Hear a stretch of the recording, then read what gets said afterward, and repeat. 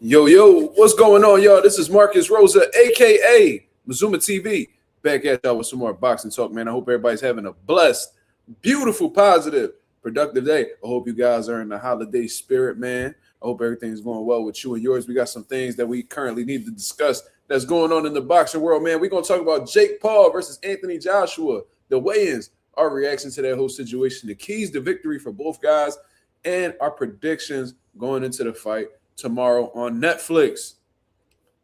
I ain't got shit to do. You know what I'm saying?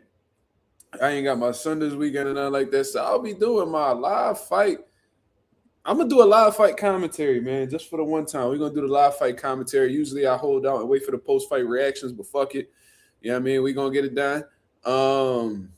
Yeah. We're gonna be doing that. So be on the lookout for that.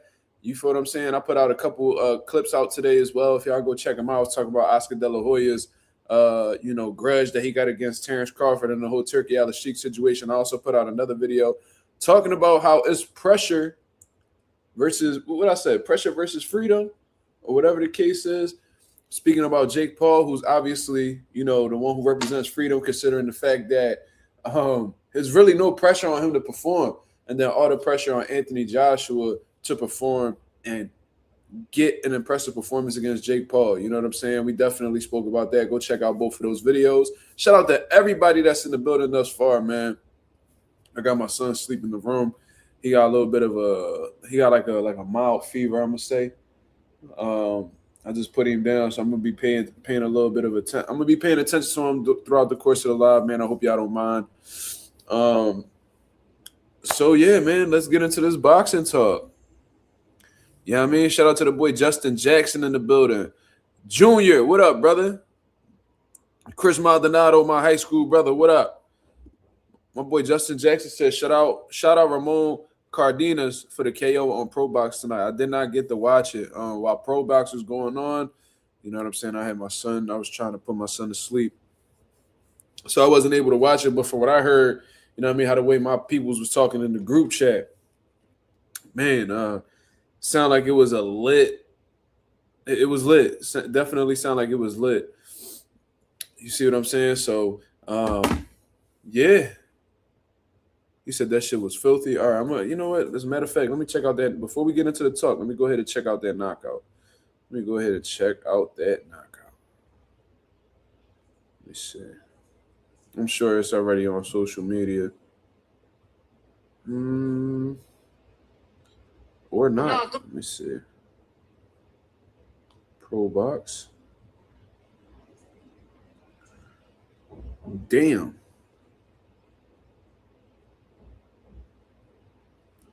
Okay, I'm watching it. God damn. He with a fucking bomb.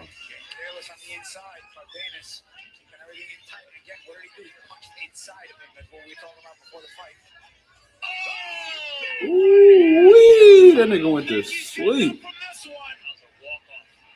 God damn. Good thing they waved it off because the bull was trying to get back up. He was really trying to get back up. Shit, I'm cool. Fuck all that.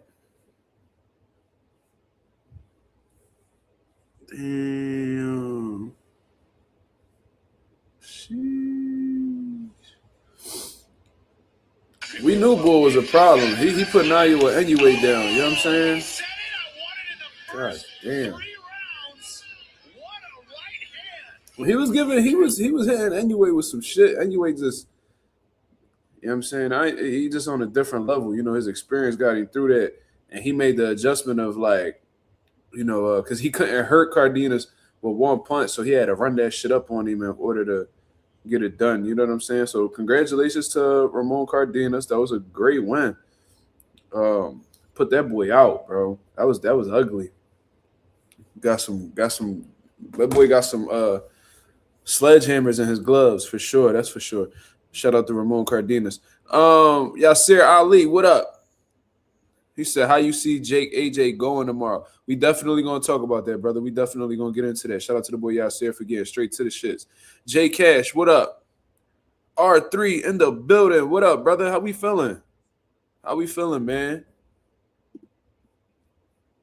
I want to get into these weigh-ins though, man. I think we about to get straight into it because we got people already clamoring about it. You know, y'all seen it. Y'all seem excited about it. Y'all go ahead and hit the likes, y'all.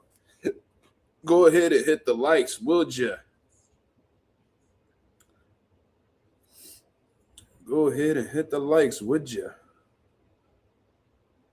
You know what I mean? Get them likes up. Get them likes up. Show love, y'all. Let's get the algorithm on the up so the people know that Mazuma TV is live. Shout out to my boy Slime in the building. What up? I see the chat come, the group chat coming in. That's what's up. The stranger, what up? The stranger said, "Can you share more of your thoughts on the Oscar Bud comments?" Well, okay. You know what? Let's do it. Let's do it because I didn't get to really talk about it lately, man. So yeah. I didn't get to talk about it on here at all. Actually, I did speak on it on the previous live. So let's do it. My thoughts on the whole Oscar De La Hoya versus Terrence Crawford situation. Let's rewind this back from the very beginning, right? I felt like Oscar De La Hoya always kind of felt the way about Terrence Crawford, right? Because I remember way back when Terrence Crawford was dealing with his issues with Top Rank, you know what I'm saying? It wasn't getting the exposure that he wanted and stuff like that. You had Oscar De La Hoya with his promoter hat on, and y'all could go look this up. You know what I mean? I did not make this up. These are Oscar De La Hoya's words. He was like, "Yo, man, like he should leave Top Rank and come sign with Golden Boy." Right? Like I remember he used to say that. Then he used to go on about how he isn't really known. He's a good fighter, but he's not really known and stuff like that. And I think Terrence Crawford had actually responded and was like, "Nah, like we not doing that. Like what track history, what track record do you got of promoting like fighters like me, aka black fighters?" Which was a relevant question. And further down the line, then it hit like 2023, and I remember Oscar De La Hoya had spoke about the whole relationship with Showtime, Showtime closing his doors to boxing and stuff like that. And he was pretty much saying how there needs to be some type of solution from stopping these things from happening. Oscar De La Hoya said that. And Terrence Crawford had replied and said, "Yo, fighters need to be at the table when these discussions are had." Right? Oscar De La Hoya said, almost immediately, "I disagree. I totally disagree. Like fighters need to have, guys, they need representation. Like they need counsel, like they need lawyers. They need people who actually, savvy about like the boxing business. You know what I mean? Like they shouldn't be at the table. They should just hire people to do the job for them and they just focus on boxing because boxing is a short window." Right? So there was a little bit of back and forth since then. You know what I mean? And I think where things really started to go left for Oscar De La Hoya was when he started playing into Turki Al-Sheikh. You know what I mean? Giving Turki Al-Sheikh his, attention, giving him, all these promoters doing it. You know what I mean? They all pretty much bowing down to Turki Al-Sheikh because, you giving, these percentages that these guys are getting, like Eddie Hearn says, they coming home with early Christmas gifts.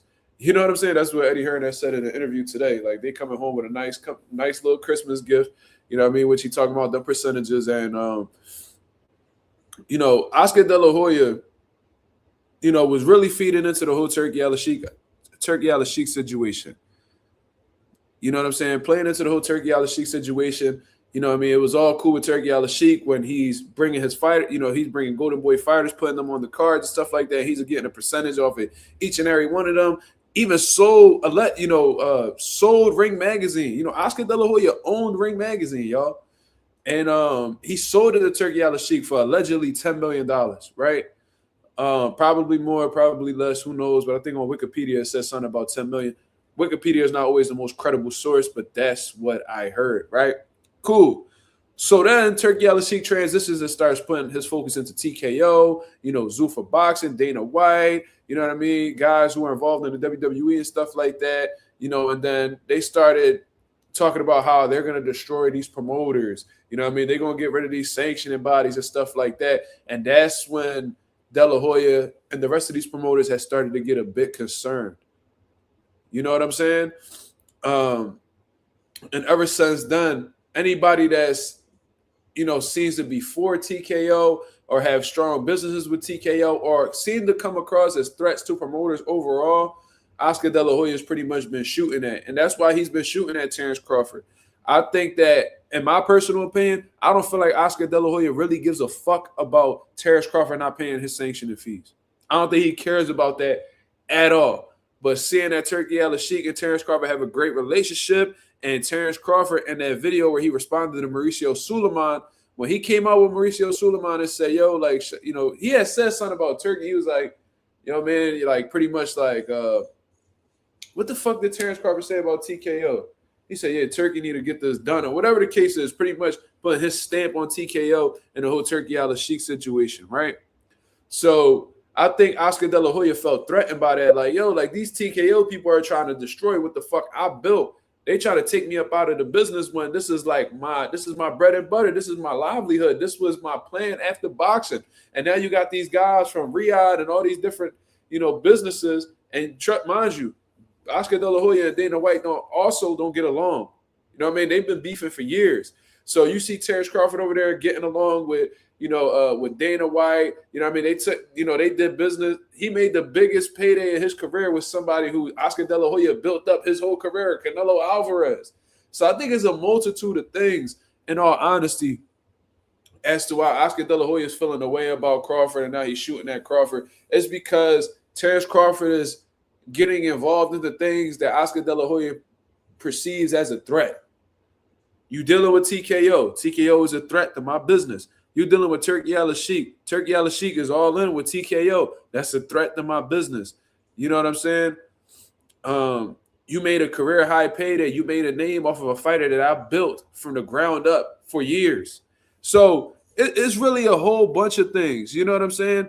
R3 comes in the building. He adds to my point. He says that Max Kellerman dropped an interview with Nick Khan shortly after Crawford went after the WBC. Yeah, so this is Oscar De La Hoya feeling threatened.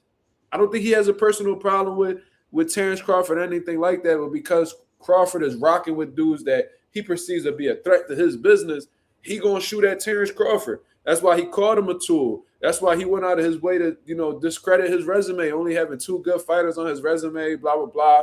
You know what I'm saying? Do you think Oscar De La Hoya would say the same thing if if Terrence Crawford had been signed with him? And this is what makes Oscar De La Hoya the biggest hypocrite.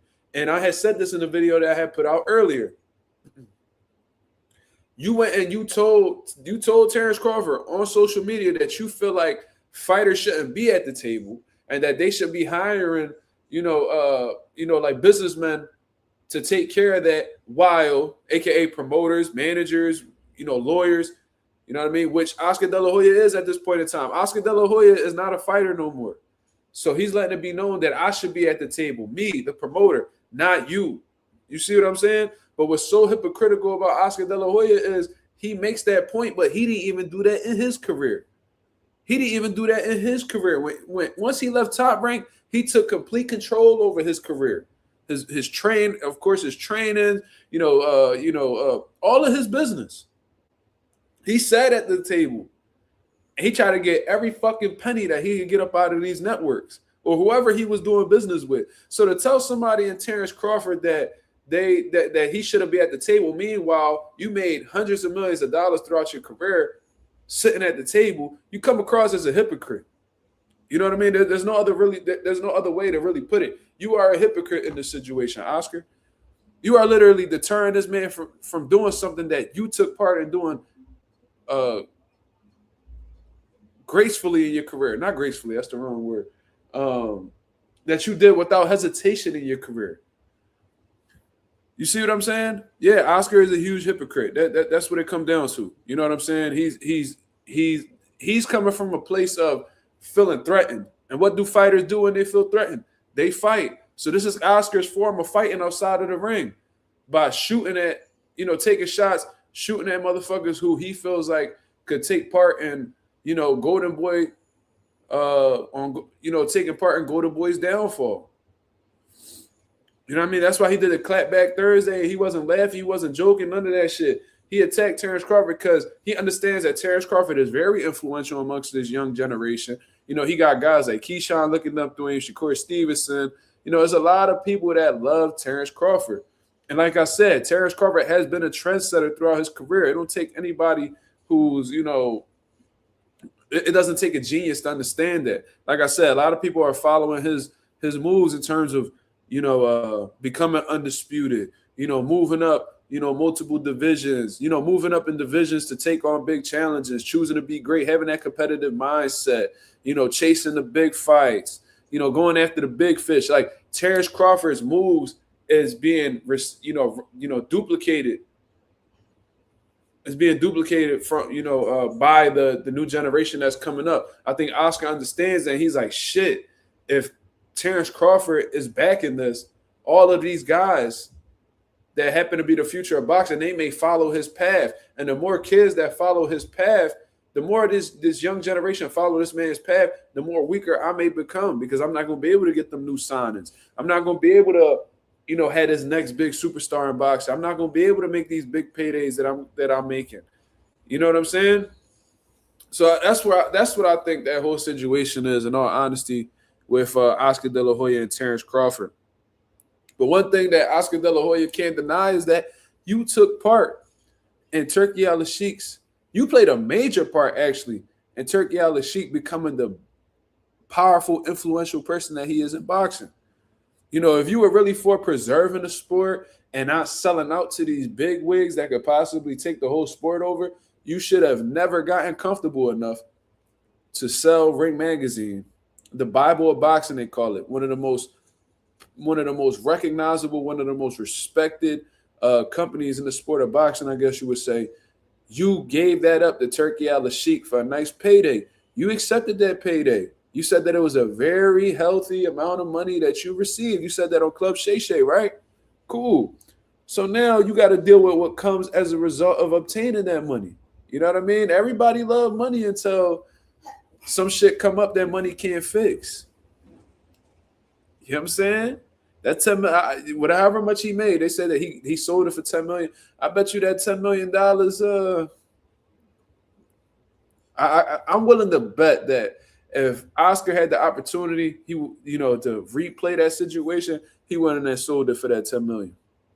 Probably would have kept it to himself, because he was thinking like, oh, Turki loves the promoters. That Turki never loved y'all. He only dealt with y'all because y'all had the fighters that he needed to. So I'm gonna say this: Turki used the promoters by paying them out large sums of money, right, to use his fighters and pretty much convince the fighters that he's the one that needs to be dealt with. You don't need a promoter. So when their contracts come up or whatever the case is, they won't look back at Oscar De La Hoya. They're going to keep going back to Turki Al-Sheikh, because Turki Al-Sheikh is the one that's cashing these niggas out. You know what I mean? You were a pawn in Turki Al-Sheikh's, what they call that, chessboard. You were a pawn. You were somebody that he used in order to get in a power position. You was too dumb to realize it, because you getting all this money. It's okay. You think Turki gonna be around forever? No, he was paying you temporarily to get himself in a position that he needed. Now everybody loves Turki Al-Sheikh. Everybody wants to deal with Turki Al-Sheikh. Turki Al-Sheikh's the most powerful man in boxing. Everybody wants to sign with Turki Al-Sheikh. Everybody wants to be a Riyadh Season ambassador. Everybody wants to be a Ring Magazine ambassador. And Turki Al-Sheikh is letting it be known, yo, you don't need to have a promoter in order for me to work with you. So whole time you thinking that he fuck with you and that y'all partners and shit. No, he was just using you. You know what I mean? Because he ain't had no choice, to be honest. Like, you have contracts with these fighters. He can't go around you to deal with the fighters. You know what I'm saying? So what he's gonna do is he gonna pay you some money. You know what I mean? You in love with the money that you get, and the whole time he's just setting things up for when them, because contracts eventually they expire, y'all. Right?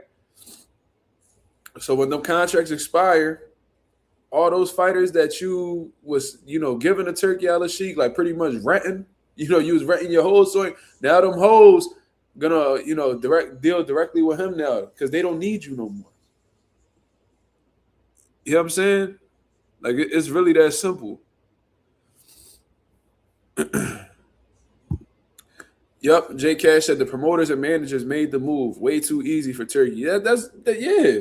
They was talking about Turki was the man of the decade, and the nigga he wasn't even a major figure in the sport for 2 years. They giving them awards, and they talk about what Eddie Hearn said, that he'll shine Turkey Al-Sheik's shoes, and like y'all motherfuckers made that shit a layup.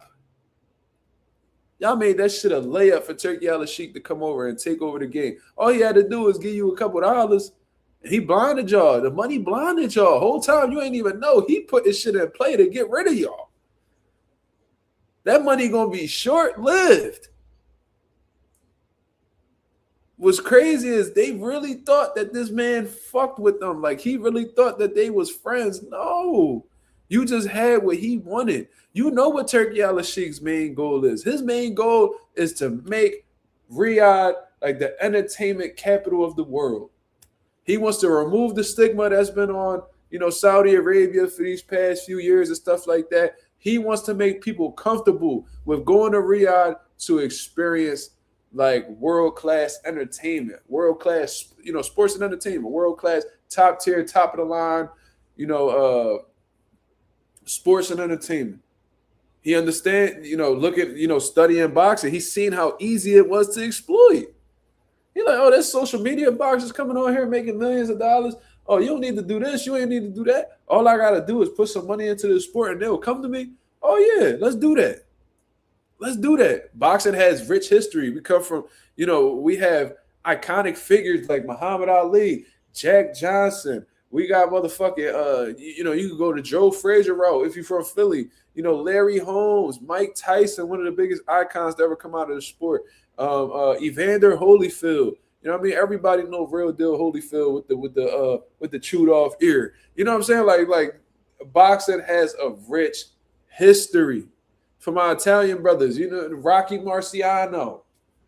You feel me? So Turkey Al-Sheik understood that. He seen that there was a problem with boxing, with getting these fights made. So guess what? Here's a fucking bankroll. Make the fight happen. Make the fight happen. Make the fight happen. And Turkey Al-Sheik was making fucking fantasy fights come true. That if he weren't to come around, these fights probably would have never got made. Usyk Fury probably would have never got made if it wasn't for Turkey Al-Sheik. Bud Canelo would have probably never got made if it wasn't for Turkey Al-Sheik. Shit, probably Shakur Tio probably would have never got made if it wasn't for Turkey Al-Sheik. Better Beef Bivol, they had a tough fight. They had a tough time making a fucking fight happen before Turkey Al-Sheik came into the building. You see what I'm saying? So I said all of that to say people the promoters fell in love with Turkey Al-Sheik. You know what I mean? Because if a promoter's getting 20, 25% of what a fighter make and they getting $10 million for a fight, do the math. Do the math. Let's say, Golden Boy. Let's go back to Oscar De La Hoya, right? Let's say Ryan Garcia got $20 million to fight Rolly. Let's say. I don't know how much he got paid, but let's say he got $20 million. Oscar De La Hoya gets 20% of that $20 million. Do the math. That's $4 million that Oscar De La Hoya is cashing out on for one fight. He also had Arnold Barbosa on the card. Let's say Arnold Barbosa got $2 million for the fight with Tio. He gets 20% of that. What's that? $400,000. Then you go, and then he had Jose Ramirez for the Devin Haney fight. Let's say Jose Ramirez made $1 million. He gets 20% of that. That's $200,000. You see what I'm saying? Like, that's fucking bread, bro. Wait, did I do the math right? If it's $1 million, you get 20%. Yeah, you get like 200,000. So you making millions of dollars off of just percentages for one card. You getting bread from this fighter, you getting bread from this fighter, you getting bread from this fighter. And you like, yeah, man, like you so cool with cashing these niggas out because you probably would have never made that type of money off these fighters if it wasn't for Turkey. So you taking advantage whole time. This nigga behind closed doors saying, we got this nigga. Oh, yeah, we got this nigga. Oh, man, wait till we don't need this nigga no more. We going to kick this nigga right to the curb. When we start TKO and they see that that we could pay them that same amount of money, they just got to sign to us, they going to get rid of it. They're going to fucking shake these promoters' pockets, bro. A lot of these niggas' offices going to be shutting down.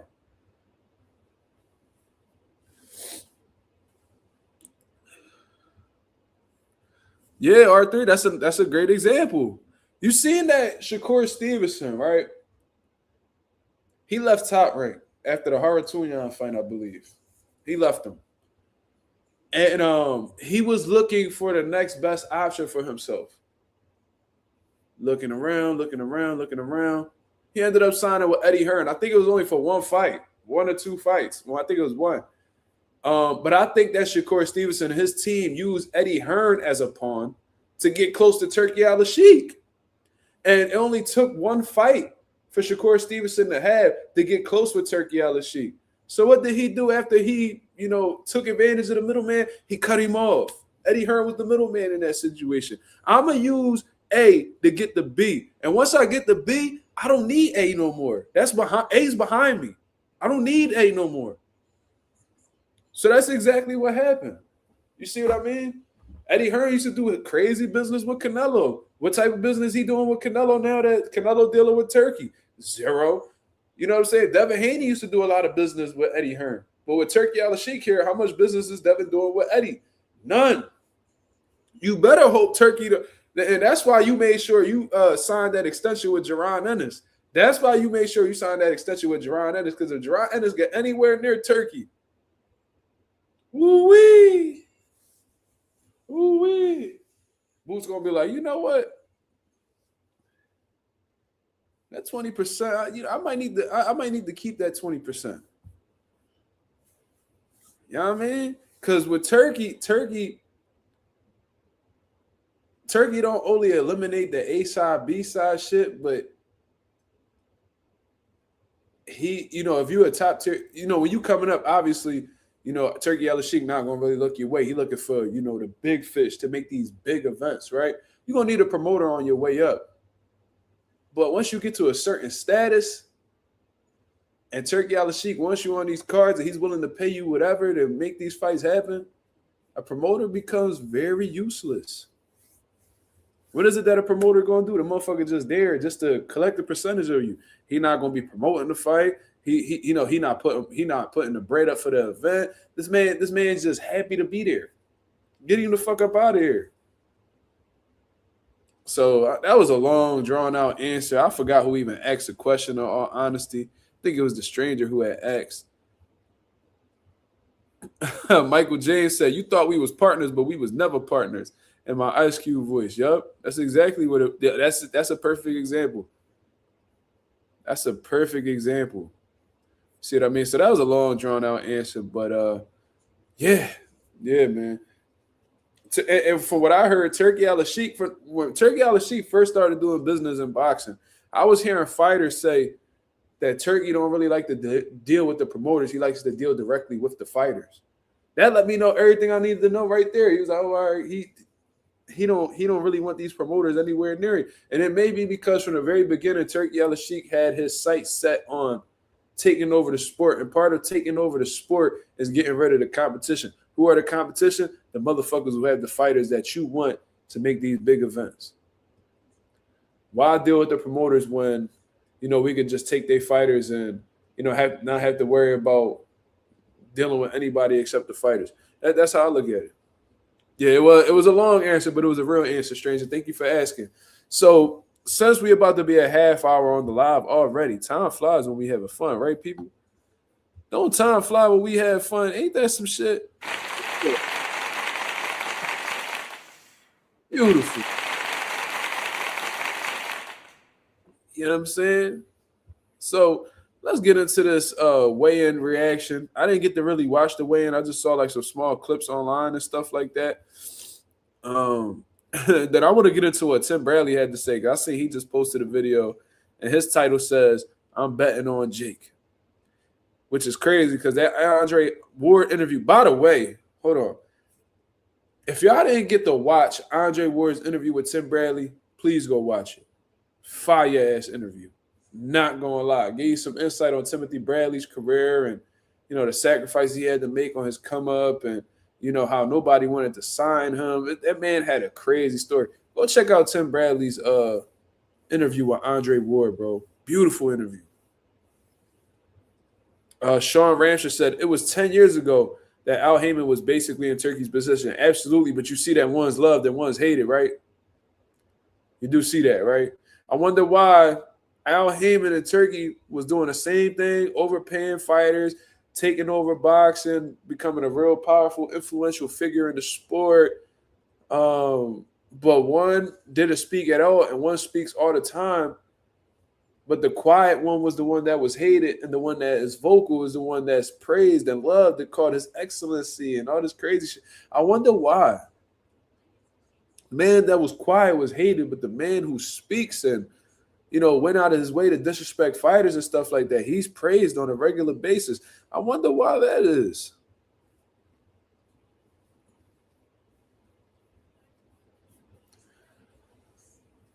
But anyways, let me go ahead and share the screen for the people to see. Let's get this live fight reaction.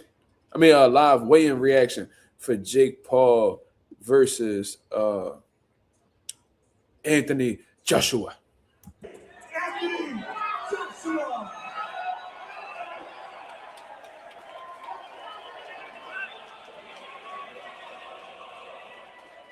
I've never seen Anthony Joshua with jewelry on, so that shit don't even look normal. And now, his opponent, fighting out the blue corner tomorrow night. He enters the ring with a professional record of 12 victories versus just one defeat, with 7 of those wins coming by way of knockout. And he fights out of Toronto, Puerto Rico, by way of Cleveland, Ohio, USA. Ladies and gentlemen, the man that brought Moxie here to Netflix. Please welcome the creator, the visionary, the biggest promoter of women's boxing in history. Ladies and gentlemen, Jake Paul. Bro, Anthony Joshua, and I know he always looked like muscular and looks to be in great shape, but AJ looks like he's in like some of the best shape that I've seen him in. I don't know if it's because he had to come down a little bit more in weight, but that 245 range, AJ looks absolutely shredded, yo. Like that looks like the perfect weight for him. Just saying. Southwest Dice said, bro, most sports will be in Saudi Arabia in the future.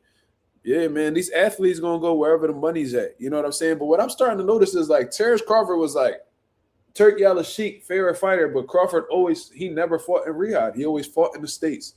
In those 2 fights that he had with Turki Al-Sheikh. Multiple, Tiafimo and Shakur is going down to New York, and that's going to be a Riyadh season card. So it's like, I don't know. I guess they make some exceptions, but from what I heard, there's bigger incentives if you fight in Riyadh. So if you take the fight in Riyadh, you'll get paid more. If you fight in the U.S., you'll get paid well, but you won't be getting paid as much. That's what I heard. But and that's not a surprise because their main objective is like what Southwest said. They want all these big events to be in Saudi Arabia. Sean Ramsher said, I sound like a hater, but nobody can MC these things like Jimmy Lennon and Michael Buffer. Hey, man, they legends. I'm more of a Jimmy Lennon guy. Pause. But I appreciate Michael Buffer as well. I actually I have a signed microphone, like an authenticated signed microphone from Michael Buffer at my gym. Salute the Pivot Boxing Academy, man. Shout out to them legends.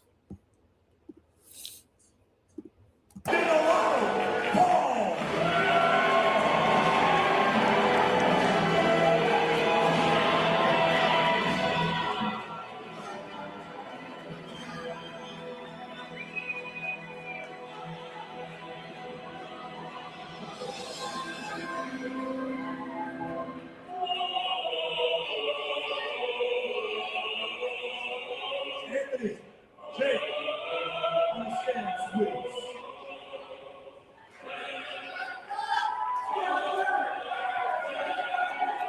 Official weight for Anthony Joshua, 243.4 pounds.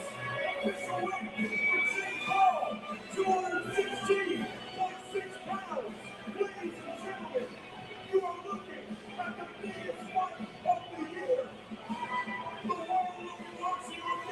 AJ made the weight comfortably too. Came in 2 pounds under, so that let me know that he was on weight for a while. So that might have backfired on Jake, to be honest with you. I think he did that 245 shit just to catch AJ slipping or whatever the case is. But looked like it worked out in his favor, to be honest. Don't look a bit dehydrated, nothing. He actually looks like he's in great shape.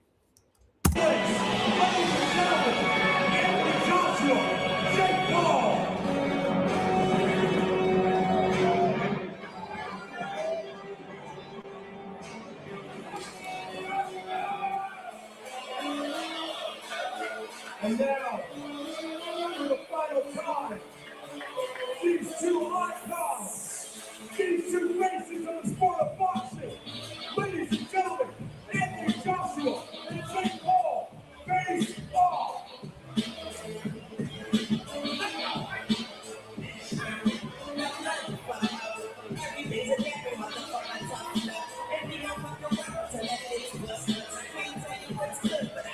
I don't understand why Jake just be doing the most extra shit. Like, and all he be doing is just dicking at other people. Like that walk and shit like that. Like, didn't Anderson Silva used to do that? Didn't John Jones used to do that? Like, why is you such a dick eater?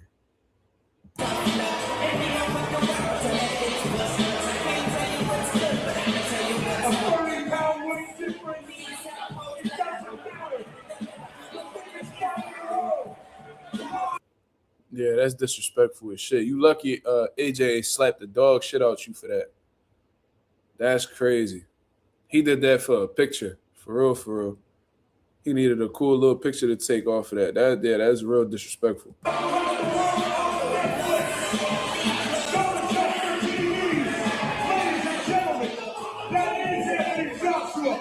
Ladies and gentlemen, that is Jake Paul. It's all live from the 305. Did he try to push Anthony Joshua and he ain't go nowhere? Ladies and gentlemen, that is Jake Paul. It's all live from the 305. Tomorrow night and live around the world on Netflix. Ladies and gentlemen, one more time. AJ versus Jake Paul.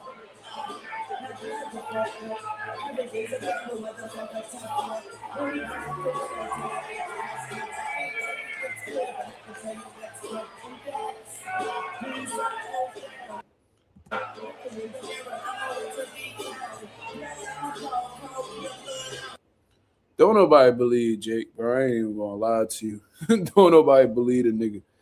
Like, yeah. Like, you trying to pop that tough shit with AJ. AJ don't give a fuck about nothing you talking about. You gonna have to show him. But just looking at Jake Paul physique, like I said, he doesn't look like he's in great shape to me. You know what I mean? No abs. You know what I mean? The chest area looks like, has a lot of water in his system. Like, you could tell Jake Paul is not a legit heavyweight. And that's probably why, for the most part, he fades in like these mid rounds. You know what I'm saying? And I think that's a big reason why they decided to do an 8-rounder, because there's no reason why this shouldn't have been a 10-rounder. You are a ranked contender, you know what I mean, in the cruiserweight division. I understand it's a heavyweight division, but you're at that contender stage of your career technically, right? So why do an 8-rounder? Because for one, the longer that you're in the ring with AJ, the more susceptible you are to being knocked out. And plus, you ain't got the best conditioning. Like, I don't understand. Like, you got Coach Larry Wade with you. Coach Larry Wade don't work with a lot of high-level fighters, but for some reason, he can't condition you to fight 8 rounds without you getting tired. That's like the crazy shit to me. But, yeah, that's what I noticed. Jake Paul doesn't look to be in the best shape to me. Looks very soft in the abdominal area. Low key look like he got titties though. He look like he got a little bit of under boob. You feel me? Like, I don't know. Some people bodies are just built that way where they don't really ever look that muscular like Mexicans and shit like that. But I don't know. I've seen Jake Paul look in better shape fighting in smaller weight classes. You know what I'm saying? I think I seen him fight one time at 75, and he actually looked to be in pretty good shape. But this weight right here is just not for him, in my opinion.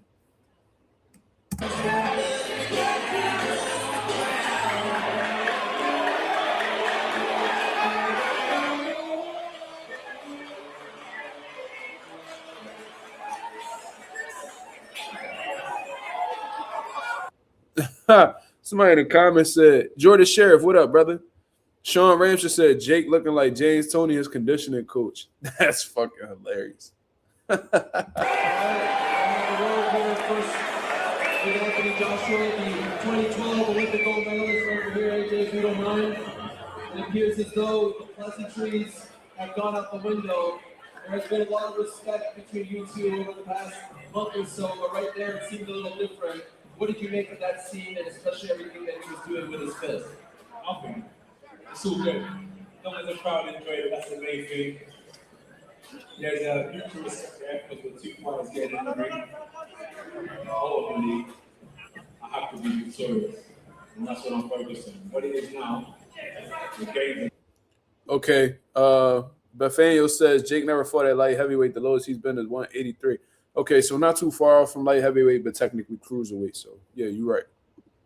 Done. Time to lock in. What would you say to him out there?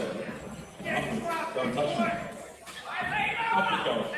Nothing crazy. You know my character. I'm not going to give you any antics here. Now in the ring, you know what I'm to do. Last time we did this was before your last fight. And I recall you saying to the public, Trafalgar Square, you said, please go home at night and pray for me. Remember that. Do you feel like you need that same support, that same sentiment this time around? Or do you feel like you got this one? Well, I want him to pray for me. I want him to pray for my opponent. I'm going to need it. Official prediction. I just outclassed this. I'm a serious fighter. I'm a serious fighter.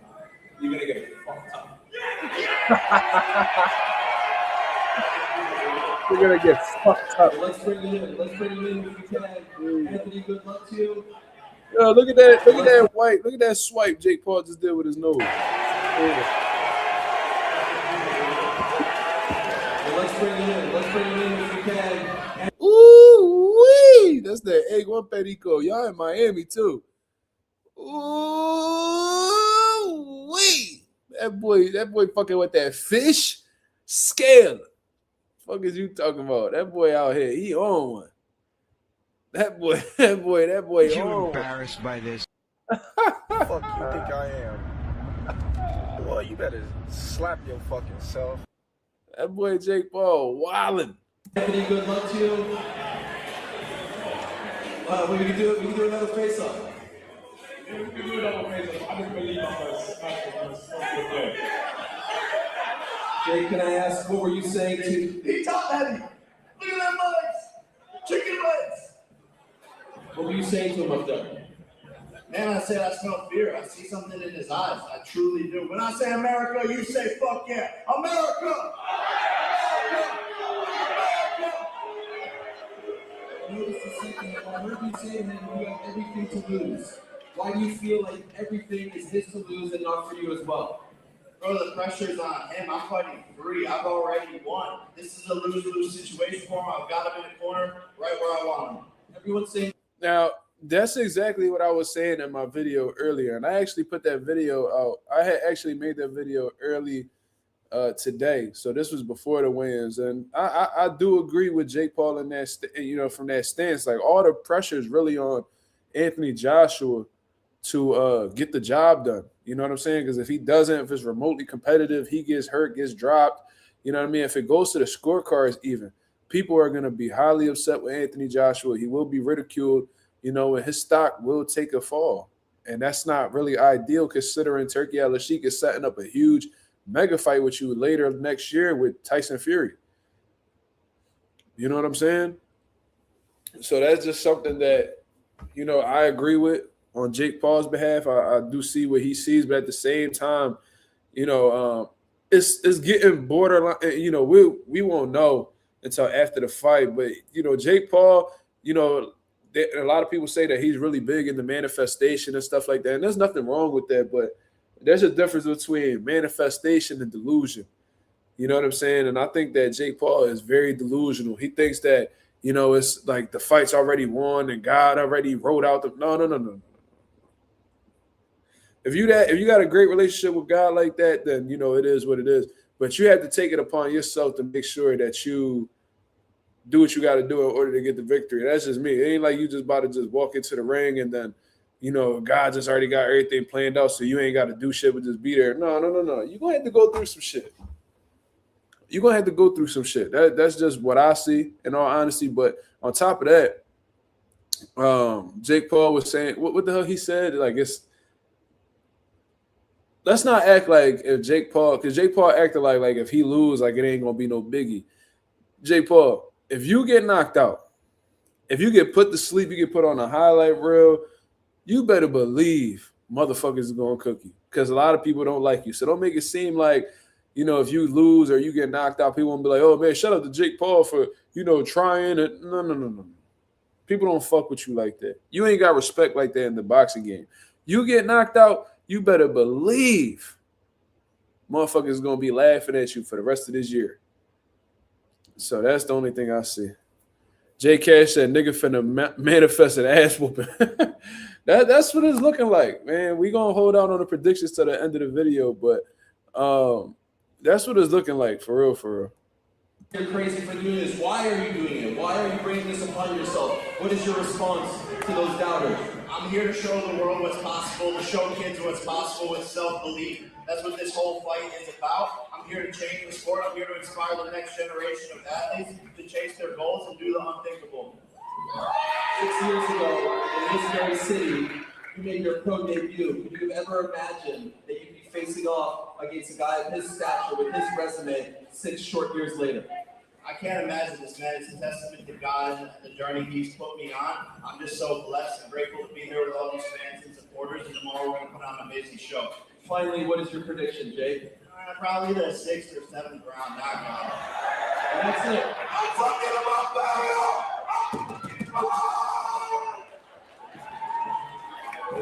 He's so fucking corny. Like, I'm sorry, bro. He is so corny. Like, there's really no other way to put this shit. I'm gonna put the link for Slime. You know what I mean? If I want to bring anybody else up, I'll let you know. This ain't no open link. That's for the boy Slime. But I'm not really seeing anything that's like, I don't know. Dude's super corny, bro. It's like it's really hard to believe, dude. Just saying. This man right here is the man that started Jake's program. He helped Jake on his pro debut. Yo, what's the word? What's going on, brother? How we feeling? Ain't nothing much going on, man. Excited for this fight coming up. Say that again? I said excited for this fight tomorrow coming up. Yeah, absolutely. You know what I mean? I ain't got shit else to do, so why not? The only reason I'm excited is because I'm gonna predict it right now. AJ is getting KO of the year. Yeah. Like, it's gonna be no argument to that. It's gonna be like everybody's just gonna put AJ. As soon as we do the awards, everybody's just gonna spam AJ off the rip. Yeah. And if he don't, bro, if the fight goes to the scorecards, he better count his days. I don't even care if he wins. I'm just saying. Yeah, that's the pressure that Anthony Joshua got on himself. Like, he gotta whoop Jake. Like, he gotta stop him. He gotta fuck him up. If he lets this shit be remotely, like, if Jake Paul win a round, it's not gonna be a good look, bro. Because that's what he gonna ride with. Even if Jake Paul lose, he was like, well, I just, I won some rounds against, one of the top heavyweight champions, one of the top heavyweights in the world. Even if he wins one round. 5 years ago. Bro, watch when I tell y'all, when Jake Paul, depending on how the way he go out, even if he get knocked out, Jake Paul gonna be like, I only been boxing for 5 years. Nobody would have thought that I would have took this fight, and I decided to take the chance, and it didn't go my way. But like, ain't nobody hearing that shit. Ain't nobody hearing that shit. I know, but that's what he gonna do though. That's exactly what he's gonna do. He can do it all he wants. Nobody gonna rock with that. And whoever rock with that can take a dick. Like, I only been boxing 5 years. I started, I took my first fight 5 years ago. I went up against a massive heavyweight, and he gonna try to make it like he just this fucking courageous, motherfucking macho ass nigga. The whole time we gonna be like laughing at him and shit.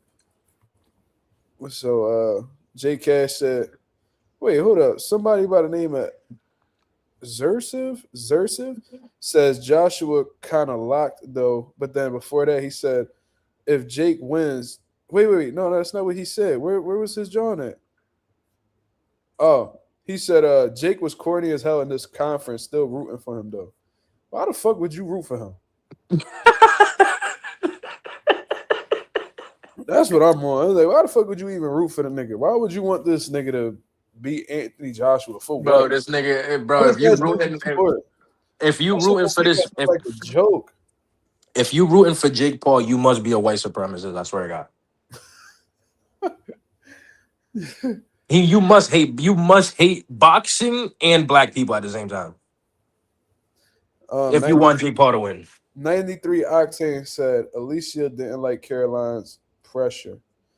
Yeah, I seen Caroline was pressing her low key at the fights, and she was talking about, oh, like be patient. You know, you a puppy, like your time coming.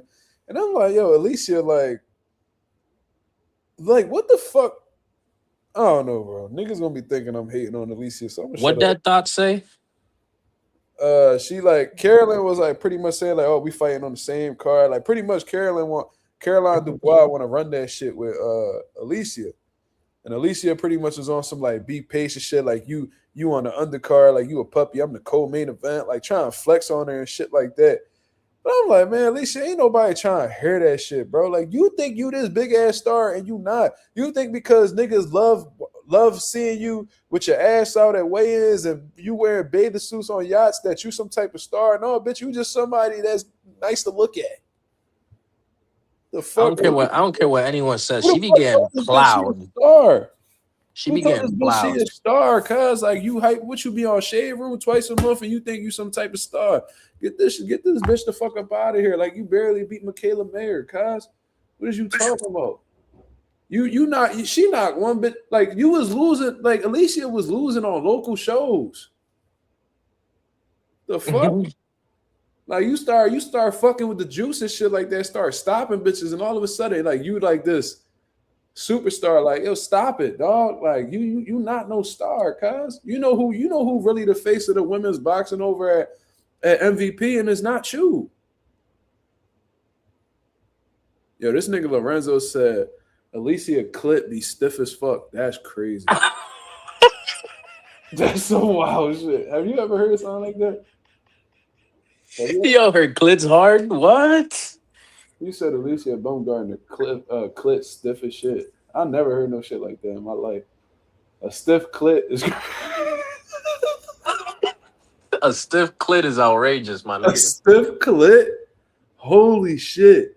Yo, Lorenzo, you need like 10 seconds for that one. That one's crazy as Yo, shit. Lorenzo might have to sit down for like, yeah, Lorenzo. Yeah, give him 10 seconds. Yeah, Lorenzo, you wild. That might have been demonetized. Yeah, 10 seconds, you're gonna have to sit down. A stiff Lorenzo clit. gotta think about what he did. He wilding. Oh my god, I'm not even gonna repeat that I too kind of much. want to kick Slime out just because he read it.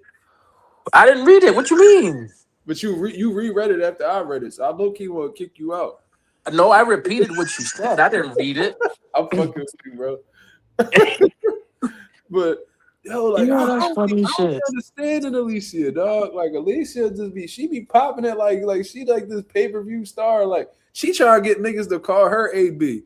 Get the fuck up out of here. Sit your big Papa Pump built ass Yo, down. after what AB did today, she can have that. She can have that nickname. I swear to God. Bro, we not talking about that. We not. I had 3 niggas send me that shit to my DM, bro. I'm like, yo, what's up with y'all niggas? I was one of them. Yeah, you was and Ree was the other one.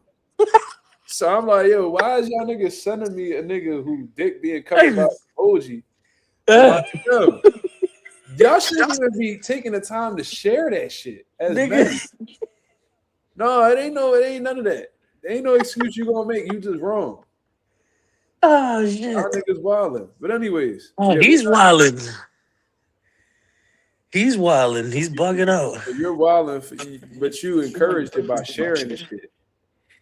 You should have left that shit where it was at. You probably liked it and all. Nah, I didn't like that shit at all. What the fuck? Motherfucker. Yo, that shit's crazy. But anyways, Yeah, she be trying to have motherfuckers. She be trying to have motherfuckers call her AB. Like, no. Nobody call you that. Fuck out of here, Alicia. No. Oh shit! Fuck. What? Oh, I thought I pressed the fucking thing and it kicked me out the thing. There we go. No, you good. I hit the sign up free shit, and I'm like, fuck. Yeah, I don't be understanding that. I think and I watched a little because one of my fighters, Reese, shout out to Reese. He had told me about Caroline Dubois. I think I'm saying her name right. I don't know if it's Caroline or Carolyn. I think it's Caroline though. Cause I think I got an E at the end. Anyways, he had told me about her. I'm like, oh, Daniel Dubois' sister. Oh, all right. He's like, nah, bro. She not just Daniel Dubois' sister. Like, you gotta watch her. She could rumble.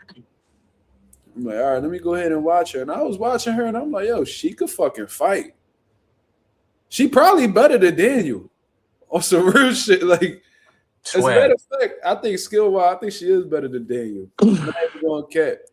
But, like, I'm like, yeah. Then I've been watching Alicia since she was at the, like, losing on local shows. You know what I'm saying? Like, I remember that. I think she'll beat Alicia. I don't think Alicia is as good as people make it seem. Who's her first loss even against? It was against some nobody. She like Alicia was losing back then, bro. Like before she got signed with a big promoter, she lost. You peep, she ain't undefeated. She lost when she was like 6-0. You know what I mean? And she ran that shit back with the shorty. I think she beat her. But I think right after that, she tested positive.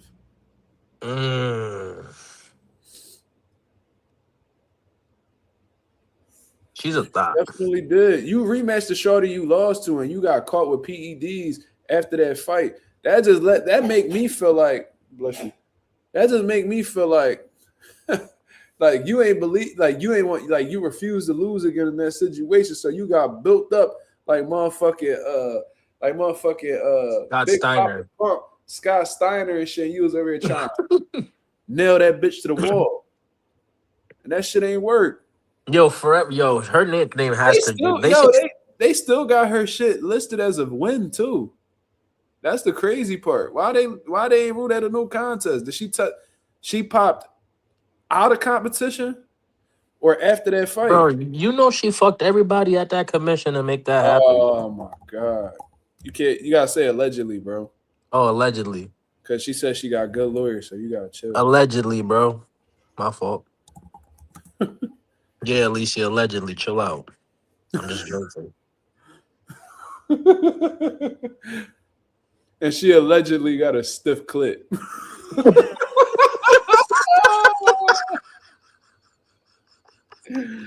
Alicia, I ain't got no money, so you asked up.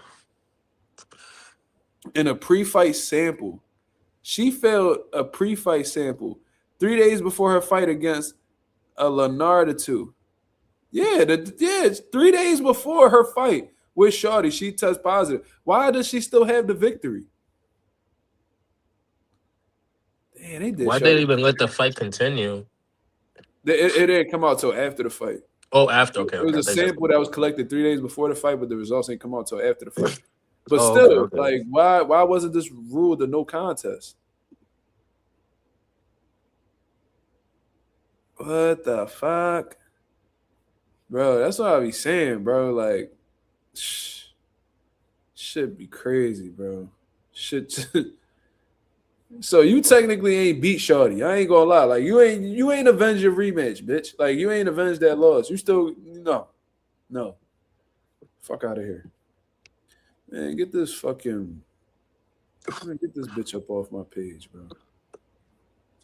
Fuck out of here. Anyways, I don't know if there's anything else that happened outside of that. Yeah, Jordan Sheriff be on point, bro. I had brought this up. Niggas slept on this point a few lives back. He said, remember she tried to prove her innocence when she posted tests that weren't even for the test she got caught for. Right. So let's say Mark, I test positive for the Perico, right? Let's say I get caught with cocaine. Right? Cool. And I'm trying to prove my innocence for why I'm not a cokehead. Like I never took cocaine, but I test for shit that I test for everything except cocaine. Shit don't even make sense. How am I proving my innocence? How the fuck if I test positive for cocaine and I try to prove my innocence and I'm like tested for clenbuterol, ostarine, and all that shit, and I'm cleared and I'm negative for all of those things, I'm like, yo, see, I told y'all I was clean. It's like, all right, you clean of those things, but what about the shit you actually test positive for? Are you clean of that? Right. Oh, I'm moving on with this, I'm moving on with my career. I proved that I'm a clean fighter, so I'm just gonna keep moving. Man, stop it. Stop it, cuz. And Alicia looks small as shit on that scale. Really small. She looks feminine now. Huh? She looks feminine again. Yeah, she look like a woman now. Alicia look like a woman now. That's the crazy part. I was like, because before I was like, yo, like I never seen a woman with biceps like that wasn't taking something. You feel what I'm saying? Like, cause you got like those female bodybuilders that they be open about it. Like, I take testosterone, blah blah blah. Like, that's just what they have to do in order to get that type of muscle. Like, you're not a woman moving off of like straight estrogen, and you building a body like that. Like that shit, nah, bro. Like, look at her. Look how small she look, bro. Oh my god. Yo, y'all tell me if I'm tripping. Watch this. Watch this shit. Like, you would have never. And she always had an athletic build. You know what I mean? That's not what I'm talking about. I'm talking about muscle mass. When she had them big ass shoulders and her biceps was all over. Bitch had 22s. Watch this. Watch this. Look at her on. All right, everybody, welcome to the weigh-in. We're gonna get this party started. First to the skin. Good morning. Can I get a good morning? Good morning. Morning, drug chief. So serious this morning. Look at her. You guys are tired? Sorry to bother you guys. Let's not Look get at her it fucked shoulder. up. No, let's not get it fucked up. She look in great shape. She look like she in great shape. But that ain't the shape that I seen. A few fights. Yo, she looks like I don't know, bro. What you mean? She look like she punched men. Bro, She just punch on men. you said she like she punch on men? What the hell that mean? You saying she? What are you talking about? I think we lost Slime. I think Alicia socked him out. Hold on. Let me check that weigh-in with what the hell is this lady name that she tests positive for?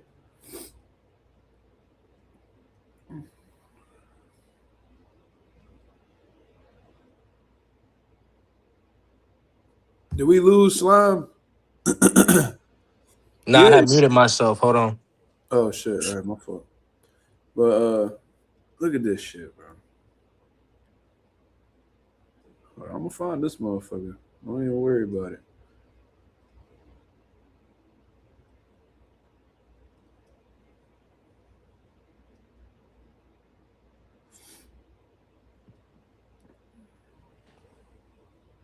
Shorty looks like she punched trees and shit.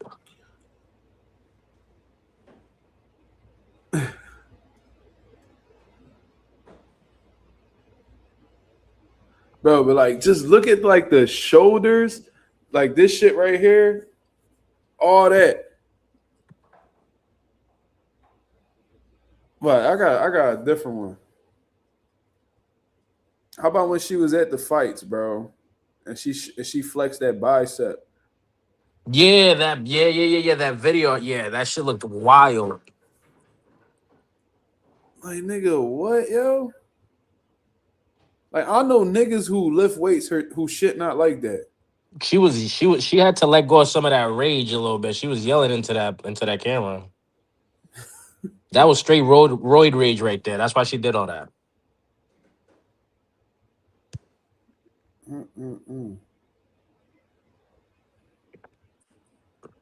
Super bad, John. But you can tell it's a clear difference in her weight, bro.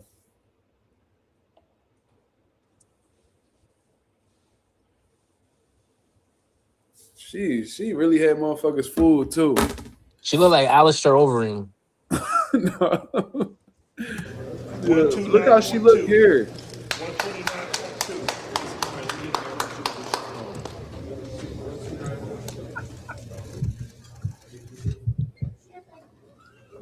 Next to Like the scale, arms don't look Layla like she looks Godoy. defined, right? Like she looks defined, but she don't look like oh my god, this bitch. Get this square body.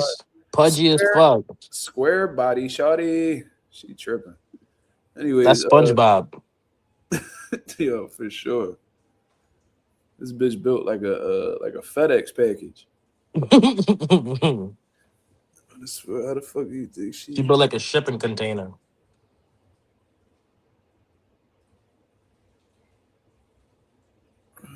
She looked tremendously smaller than before she popped dirty facts. That's all I'm saying. That's the main point I'm making. J Cash said she built like a cereal box. All right, let's take Shawty up off of this, John. He tripping. Yo, who you got? Anderson Silva or Tyron Woodley? Man, Silver gonna fry that nigga. You think he stops him? Nah. Woodley tough. I think I don't even think Silver gonna be sitting down on his punches for real. I think he's just gonna box him. And just carry him and shit. Let me see what Dust 215 posted. He always putting links in the chat, but I can't access them through StreamYard.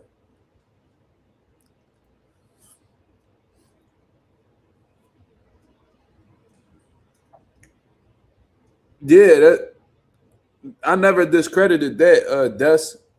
She got an athletic build. That's not. I never said she didn't have an athletic build, but you can't tell me that muscle that she had on previously was natural. Because you can have an athletic build, but when your fucking biceps is this big, jumping off the fucking page, jumping up off of these motherfucking videos, you can't tell me that's normal. I know plenty of women who got like how the way she looked at the weigh-ins. That I've seen women look like that. That looks natural, but come on, man. That shit was different.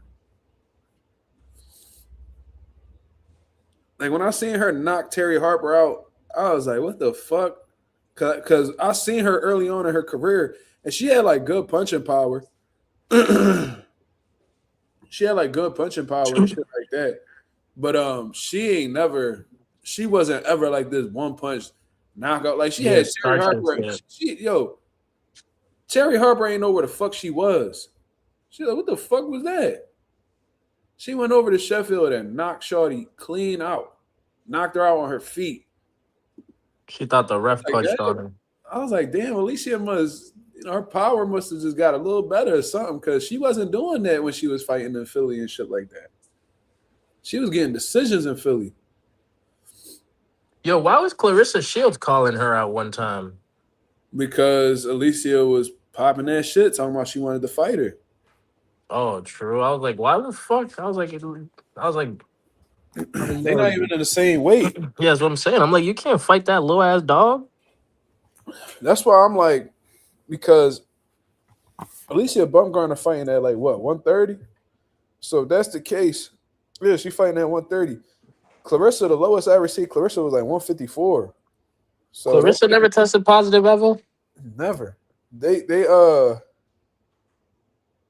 try to say that she had marijuana in her system or whatever, but she disproved that shit. Even still, that's nothing really. Right. Like Keyshawn test positive for marijuana, like good. And they gave him, oh my God, that nigga test positive for marijuana and they gave him a no contest. Oh yeah, against Nair Alicia Bumgarner Albright. still keep a win after testing positive. Yeah. It was against Nair Albright. Yeah. And they took that win off his record. Mm-hmm. What? Trump just legalized weed. Where he legalized that shit at? He ain't legalized it over here. Weed's not legal in Not recreational. And I don't think it worked like that. what? I don't think Trump could be like, yo, like weed legal like that. That's a whole process. You gotta get that shit approved by like the fucking House and the Senate, whatever the fuck the case is. Wait, hold on. So like niggas Get can't that walk into a dispensary in Philly and just buy bud? if you got a if you got a card, like Oh no, that's Mo. if you got medicinal like if you're capable, like if your doctor approved you to get medical marijuana, yes, you can walk in a dispensary and buy some. Nah, over here you could just go into a dispensary and just buy it. So marijuana is recreational in Massachusetts. Yeah. Yeah, I don't think we got that going yet. But I don't know. That ain't my world. You know what I'm saying?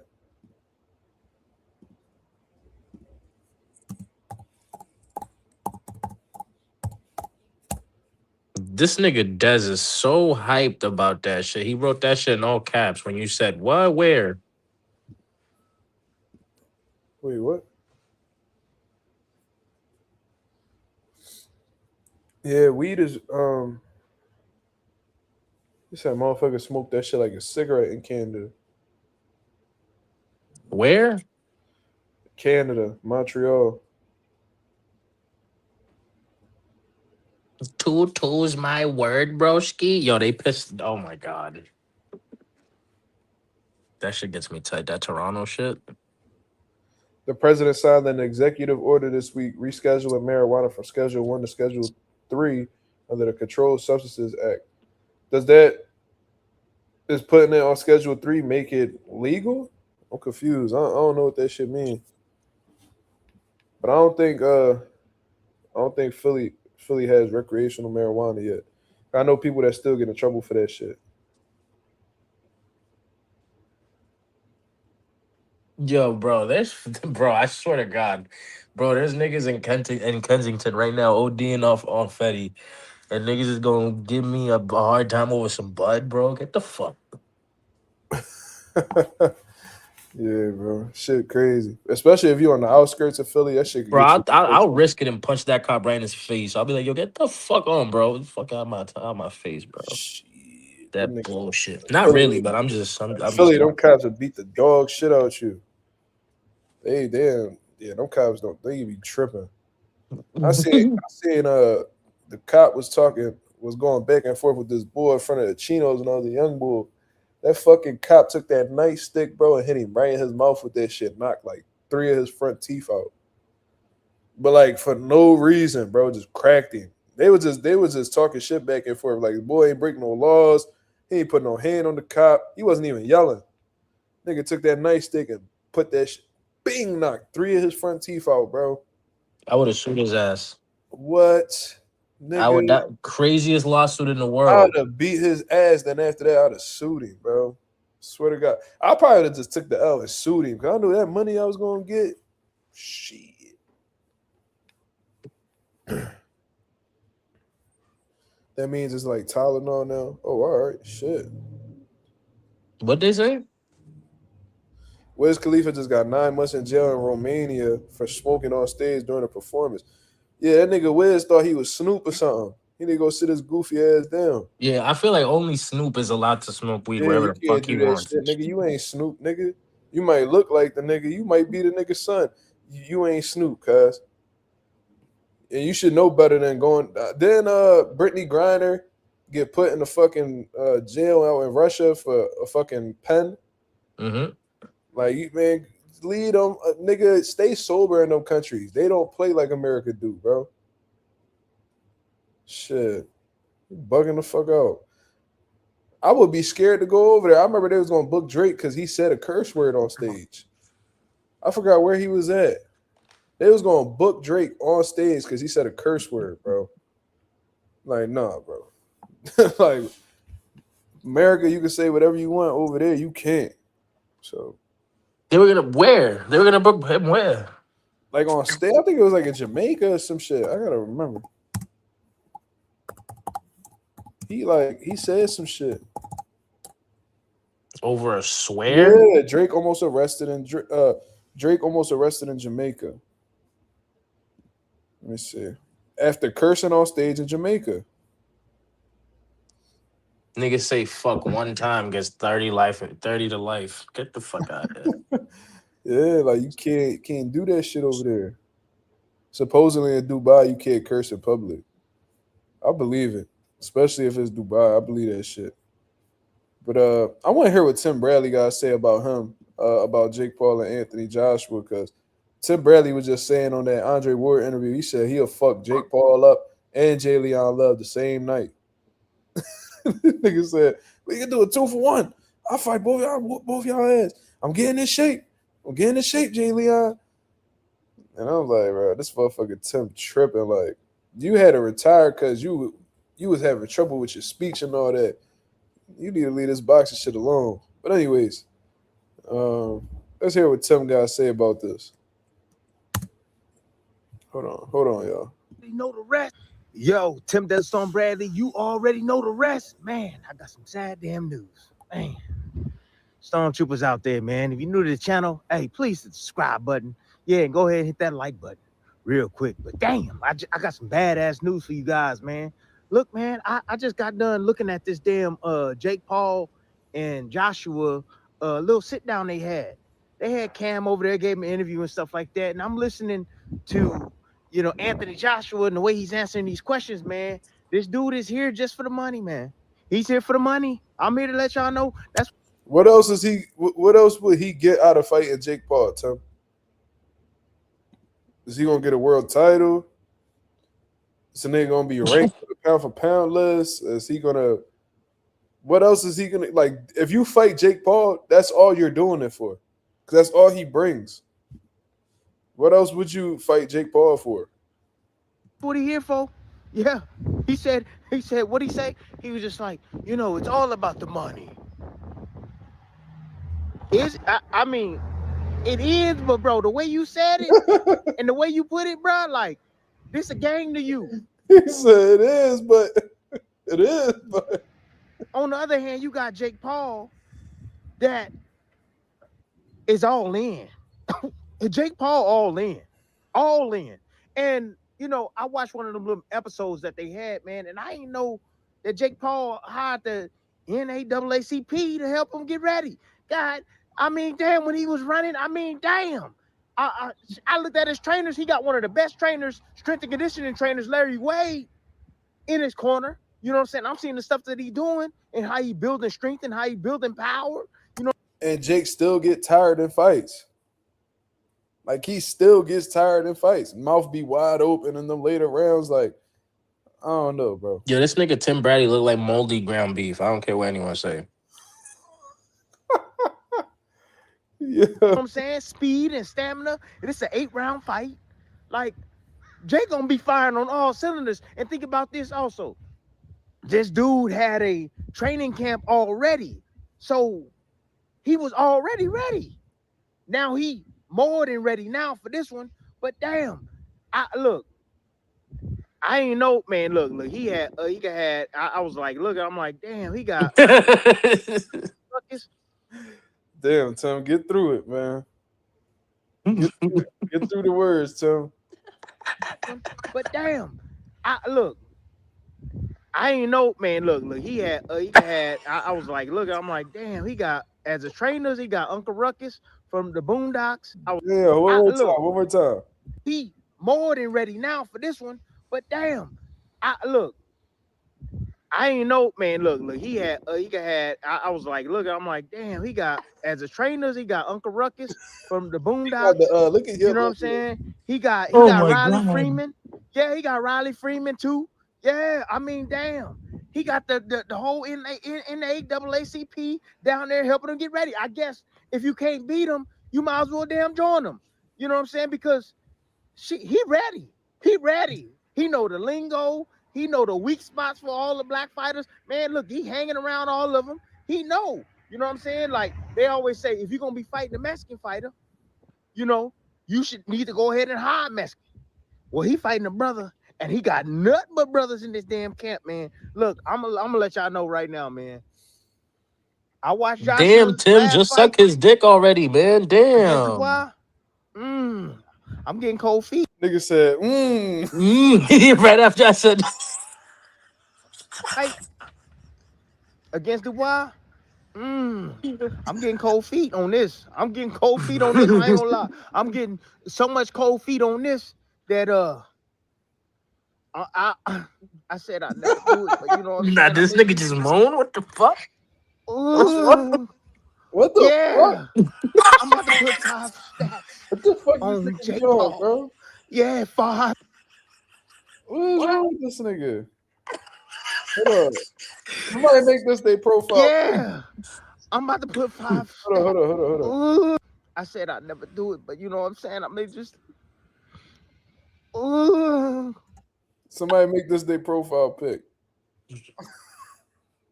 One of the trolls make that their profile pic. That boy Tim look like he ready to buy 8 ball. Let's go, champ. yeah. I'm about to put 5 stacks on Jake Paul. Yeah, 5 stacks. Oh man, I'm gonna do it, man. The odds is just too crazy. The odds too crazy for me not to just take this gamble. Cause that overhand right of Jake Paul, that power slap he got, damn, it ain't no joke. Tim, we already seen this playbook, bro. Don't nobody believe none of that shit you talking about. You know what I mean? You had niggas fooled the first time talking about T.O. could beat Boots and all this crazy shit. Ain't nobody believing in this one, bro. Yo, bro, I swear to God, if Tim Bradley just jinxed this shit, I swear to God, he better count his days too. Every time you pause the video, Tim look crazy. It ain't no damn joke. Joshua coming in, lighting the ass. It's just an ugly motherfucker, bro. Trying to tell you, bro. I don't know. That Tim, look, he look zesty right there. He look like he doing that clock and shit. Oh my God, I'm screenshotting this real quick. I'm screenshotting that shit real quick. that nigga got the motherfucking mechanic nails too. Let's go, champ. Oh man, I don't know if that's a good damn thing. I don't think it is a good thing. No, it's not. But anyways, man, Tim Desert Storm Bradley, y'all pray for me, please. Pray for me. How pray for him? What the fuck's wrong with him, bro?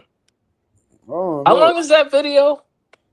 bro, it's only 4 minutes, but the nigga wilding the whole time. You Nigga, know it's what I'm 4 minutes. saying? How Whatever can a you nigga do, dicky for that long? Oh no, the way that bottom lip twisted, he been dick eating for a long time. That nigga a vet. you get on our phone, whatever you do what you do at home. Because, man, look it. It's Christmas time, and I'm trying to quadruple this. Yeah, I'm taking a gamble. But damn it, I don't believe in Joshua. Somebody tell Tim wife to take this nigga money. Get this ain't like his wife is manager or some shit. Somebody take that couple racks off this dirty ass nigga, man. Shut Why he up. got Southpaw beanie on? He got oh, that's Carhartt. Oh Like yeah, that, yeah, I yeah, never don't. mind. Anyways, Tim Desert Storm Bradley. Shit, NAACP. Hey, they supporting Jake Paul. Anyways, that's my time, and I'm out. Y'all heard it from the yellow-eyed man himself. Y'all heard that from Tim Jaundice Storm Bradley. That nigga out here picking Jake Paul to win. Yeah. Oh, man. that nigga contacts be piss themed. Yeah, that nigga look like a fucking. You know when you like clean your ears OD and you get all that earwax out. He look like that. You said Tim look like that? Yeah. When ran through like 6 Q-tips. On one ear. Oh, I think I got that Tim. I think I got Tim Bradley in my ear.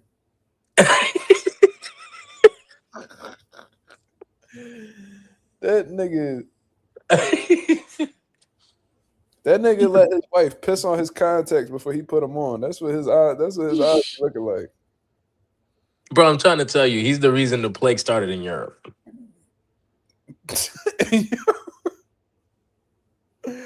Yo, All them niggas died because of Tim Bradley. this nigga Lorenzo said Tim Dental Storm Bradley. That's crazy.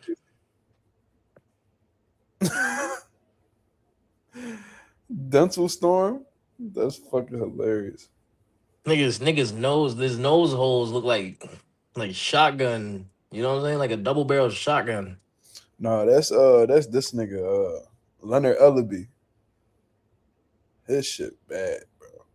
Oh my god, his glued on beard is crazy. No, he did that same surgery Floyd did for his hairline. Them niggas went to Turkey. That nigga went to Turkey and got his beard done. I didn't know you could do that. This is some walkie shit, dog. What's gonna call it? Fucking Connor Ben did. See, Connor Ben got his beard done too, but when you see Connor Ben now, he shaves it. Man, this nigga's a fucking idiot. You pay all that money just to shave the shit anyway. Like you's a weirdo, cuz. yo, he's a prick. He's the definition of a prick. You know what I'm saying? You know, like I'm gonna explain prick to some people, It's a right? fucking shit house. No. He's a fucking like the real definition of a prick. Cause how the fuck can you grow hair? You have the luxury of growing hair, but you decide to shave it off, go bald.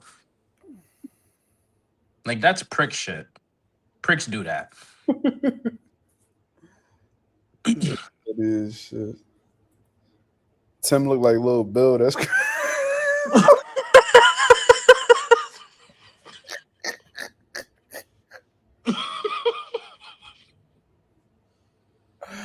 Oh my god, Yo, bro.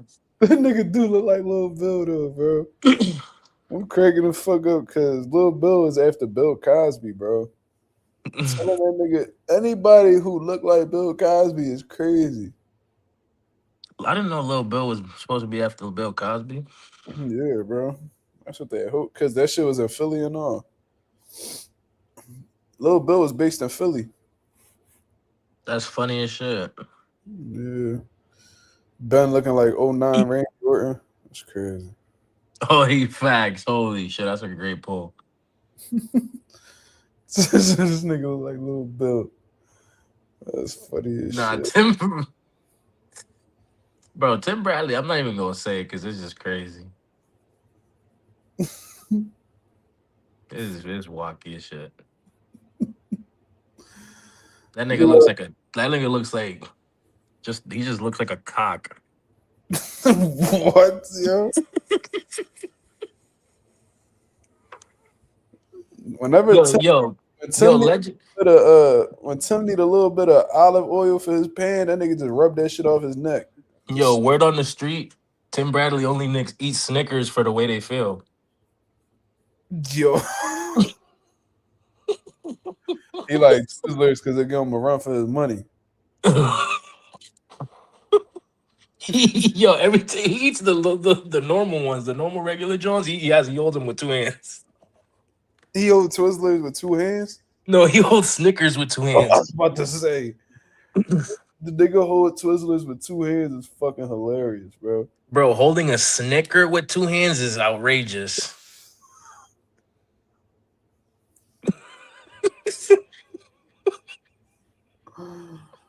Yo. He's like, hold on, snack break.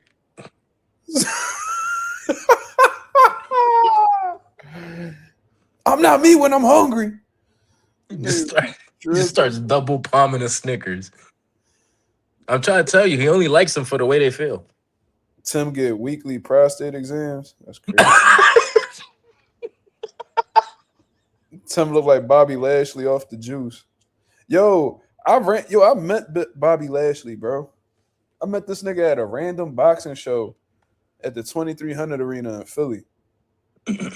And bro, when I seen him, bro, he not even tall like Bobby Lashley, bro. But he literally like how tall was Bobby Lashley? Let me check his height.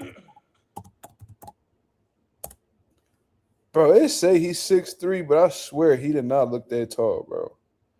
But regardless, when I seen him, bro, that nigga was literally all muscle, bro. Like that nigga he was like the most sturdiest motherfucker I ever seen, like in person. Like every part, like his fucking forearms was big as shit, hands was big as shit, biceps, motherfucker, shoulders was crazy. That was a Bobby crazy, Lashley looks like a gar. like a what? Like a gar. A Garf? Oh, I don't know what that No, no, is. no, a gar. I think I forgot how to spell it, but fucking, it's like a big ass, buff ass, like bull type ox shit. Like it's buff as shit. Yeah, bro. I met Bobby in person. That nigga was, that motherfucker was a real athlete. I'm pretty sure it's like the biggest bovine. But they said he said no, he turned him into Milky Ways. That's crazy. Oh. Oh god. Yo, that nigga, yo, that nigga eats That Boston nigga, cream donuts. When he eats no, that Boston cream nigga, donuts, he shakes them. He shakes them before he eats it. He shakes the cream out. He shakes the cream out into his mouth. Tim get the mozzarella sticks, and he don't even eat them. He just like to pull the cheese out the bitch. That nigga bought mozzarella sticks just for the cheese pool. He got have 5 of them, and none of them. He'll leave all 5 of them there. I did the cheese pool. That's all I needed. Like fuck. Yo, Yeah, that's crazy. Yo, word on the street, Tim Bradley knows where to hide a Rolex. what? Yo. That nigga deep throat Corona bottles and spit out the caps when he done. No, he farts them out.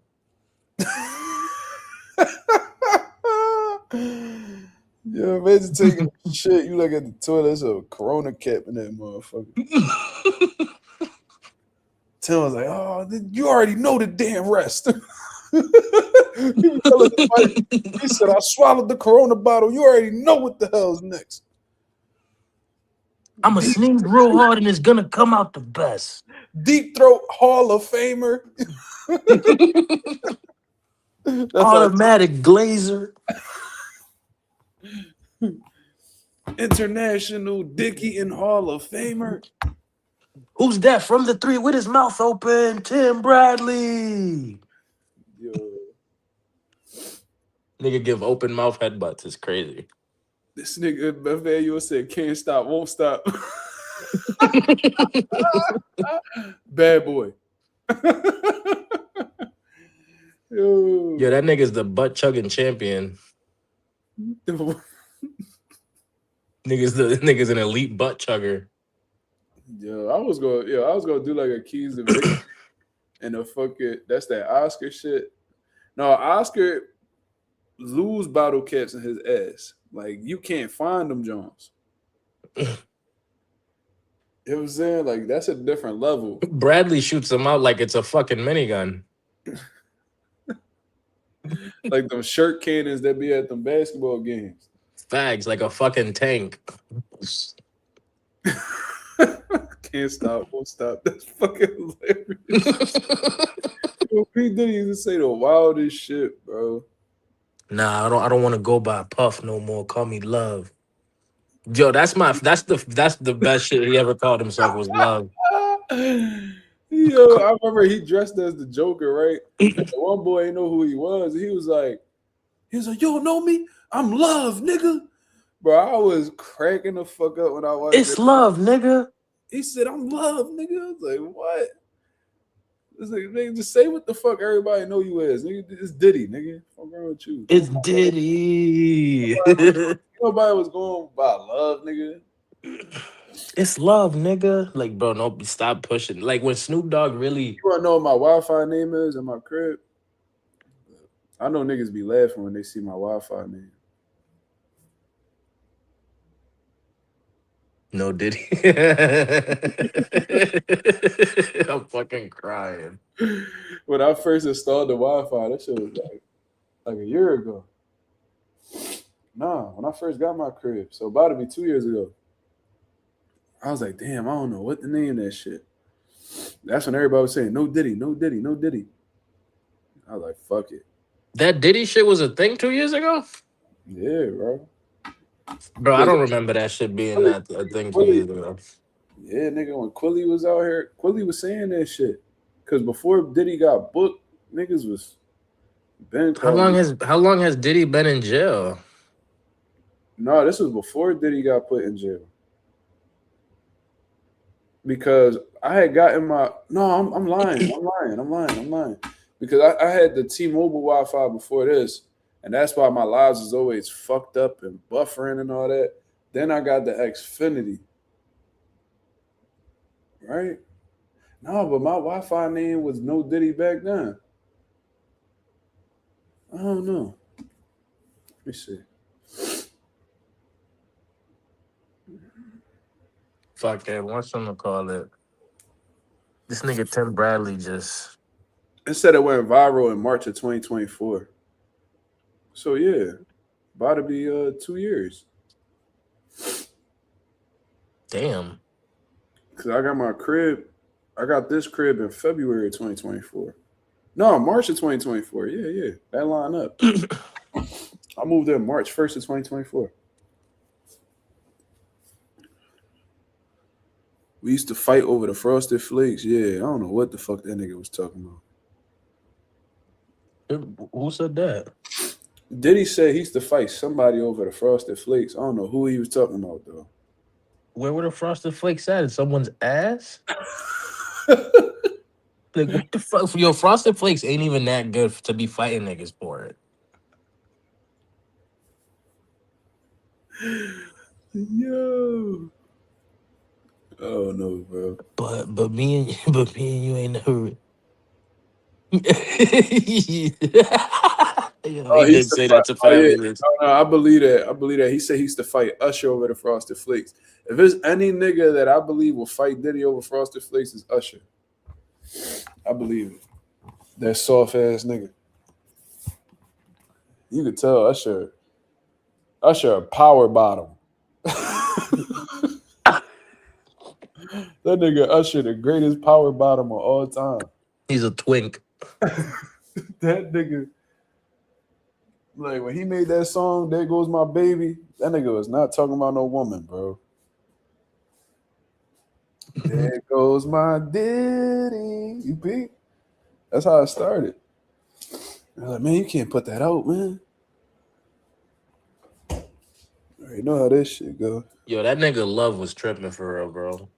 This nigga Lorenzo said he used to tongue wrestle Usher for the cereal in his mouth. That's crazy. Give me that flake, nigga. Give me that flake, Diddy. No, that's my flake, Diddy. Give me that flake next to your molar, nigga.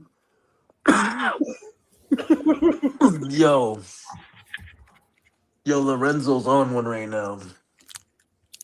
How you gonna swallow it? You can't swallow it if my tongue's wrapped around your uvula, nigga. What? Damn, how, you can swallow the spoon too.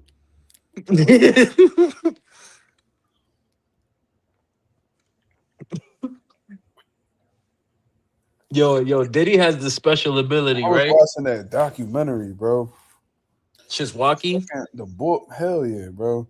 The fucking boy was saying how he was fucking Cassie for like 17 hours, bro. Who? Like, what? The John Cassie, the one Diddy was with. Damn. So Diddy used to hire like the male escorts to fuck the John Cassie.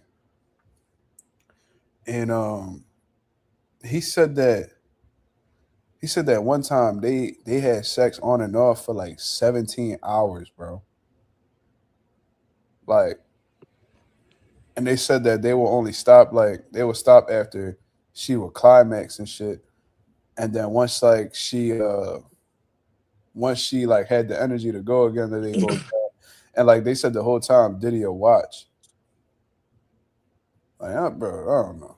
That I'm shit. telling you, bro, that nigga loves the GOAT. Ain't nothing go about that, bro. Nah, I know, but I'm just trolling, but that nigga's wildin'. Yo, that nigga is the greatest faggot of all time, if anything. I'm referring to that nigga as love from now on. I don't care. That's the funniest shit. Shit. They said the one time Cassie ain't want to go no more and Diddy slapped her. Like, what the fuck? No, bitch, you gonna go. That's the Slap. same way. That's the same way. Allegedly, Sean Porter treat Kenny. He treat his pop like that. Yeah, you bitch, you gonna go. Sean You know treat what I'm saying? pop like that. Yeah. I thought it was the opposite. Nah, Sean be dressing like a gay pimp, nigga. What the fuck Kenny be dressing like? A whore. Sean be dressing like Kenny bitch. Yo, yo, Sean Porter need his own skin on Fortnite. Like he belonged there with his outfits. That nigga got $1 billion dental plan. Yo, that nigga's dentist looked at Sean Porter Ralph mouth said and just, Ralph said it was one lyric Diddy had. You was more than my girl. We were like brothers. We used to play fight under the covers. yeah, I remember that bar.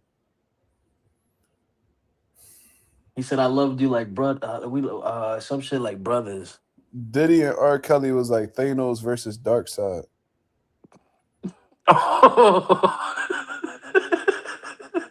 That ass. Yeah, man. I don't know. That's wild. Yo, bro, Diddy, bro. I need to watch that shit because everybody be talking about that shit. It's just crazy and That shit shit. was wild, bro. Shit was wild. How 50, long did he even get? huh? How long did he even get? I think Diddy got to do like 5 years, I think. That's it? Yeah, what they booked him for wasn't even like for what they like all this freak offs and all that. I think he got booked for something else. I think he got booked. They tried to get him for like sex trafficking and all that, but they ain't getting for that. They got him with like, some They other fight, nigga. They got him for fucking a niggas. McChicken in public. That nigga said you was more than my girl. We were like brothers. We used to play fight under the covers. Bro, what? I want to know who brothers play fight under covers though. Like, why is you and your brother play fighting on the bed? That's what I want to know. I ain't never been in the same bed as my brother. Yo, listen to this. Yo, listen to this, right? I'm playing. Yeah, Yo, I'm on the game with Cash, right? yeah. There's like a little homie, right? He joined up. He's like 9. This nigga tells us, he's like, "Oh, you want to hear a riddle? What grabs your head at night but lets it go in the morning?" This nigga Cash went, "Your mom." Yo, that nigga was bugging, dog. Yo, bro. Yo, that nigga's stupid. What was the answer? Bro, he said a pillow. But this nigga Cash said your mom. What? Nigga Cash was like, your Young mom. boy, I was like, oh, young boy had an got him. innocent ass joke. J. Cash just slaughtered him like crazy. Yo. Nah, he said some shit. And then I was like, I said something. And I was like, oh, something your mom. And he was like, and then he was like, oh, I bet you be making a rumble. And I was like, yup, I sure do. He didn't get none of that shit. That shit Back was to the funny though. Diddy shit, bro. Like I was thinking about it from both perspectives, right? Imagine you get a call like, yo, you know Cassie? Like, yeah, she wants you to hit the night. You like, bet fucking Cassie, like as a fucking male escort. Like that's a high profile job, right? Bad money too. Yeah, you like, oh, what the fuck? You go over there, you think you about to pound out Cassie, and whole time this nigga Diddy in the corner stroking his shit. Watching that nigga watching, then he getting you on the drugs. That's the crazy part. He got you on all these luxury drugs. You high, you don't even remember. Like 8 days go by, you don't even know. You just wake up with your ass leaking and shit. Somewhere in Wyoming and shit. Bottom of your drawer soaked. Fucking just mad blood everywhere. Hella bottles around him. Like, what the fuck? Man, these niggas be tripping. Like, You sneeze when the fucking Henny bottle just come out. Oof. damn. Bad John. Whole time. No, like you no, but the thing is, like, you hitting Cassie. Like, you hitting Cassie, but it ain't how you thought. It ain't how you imagined though. Like, you looking You over got the this. side, this nigga Diddy in the dark corner. Nigga, you just see his eyes and shit. You don't even see him. It's just his eyes Oh, and just glow. you ain't finished. You ain't finished. Like, what the fuck? You done already did your thing. You know, Dude, Cassie, you're like ready to go. He's like, yeah, nah, you're not done. Y'all not done. nah, nigga, we just getting started. Can't stop, won't stop. Can't stop, won't stop. Nigga And start then just can't that stop, song. won't stop. He just comes out the shadow dancing. This nigga Out the said, shadows dancing. this nigga said, what we talking about? Because it sounds super sus. You would be right, because we're talking about Diddy, brother. That's, Diddy is super sus. Yo, But shout out that nigga Love, yeah. they said motherfuckers stay in the corner like Kyle Korver.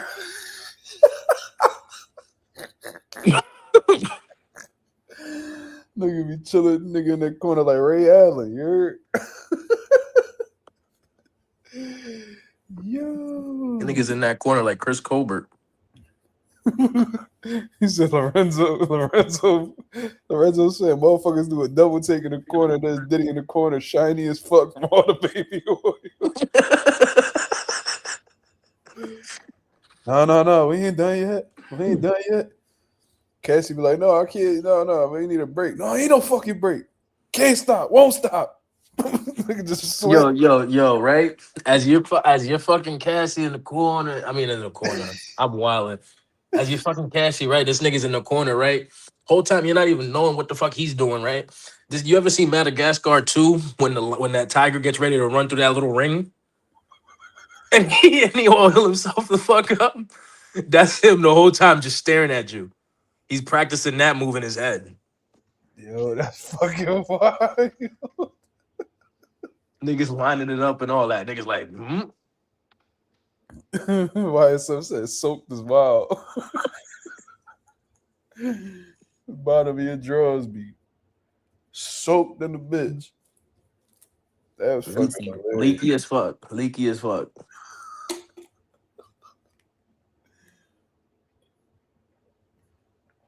Nigga, you're walking down the street. They gonna walk down the street and they need a peep. We got a butt plug on.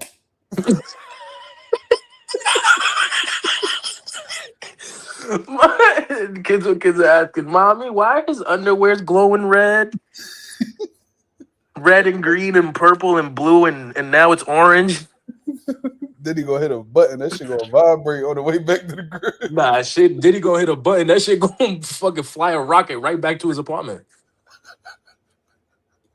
What you talking about, bro? It's a whole device in there, bro. You try to leave at the Smash and Cassie, and then he starts singing, "We ain't going nowhere." We ain't going nowhere, so you can get to know me. Yo, that's fucking hilarious, bro. You think you up? Like, yeah, nigga, Cassie, she one of the baddest. Nope.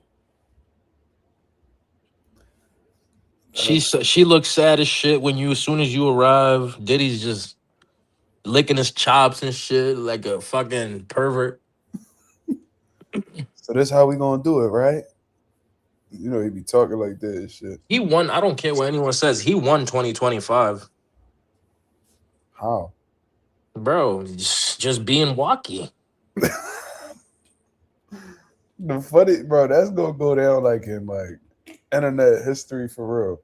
Like when the FBI said that them niggas found all them bottles of baby oil, bro, that changed the game forever. The pictures of all the baby oil was wild. Cause I thought when I first heard that, I'm like, these niggas capping. Like they just trying to be funny. No, them niggas had literal pictures, bro. Of like thousands of bottles of baby oil.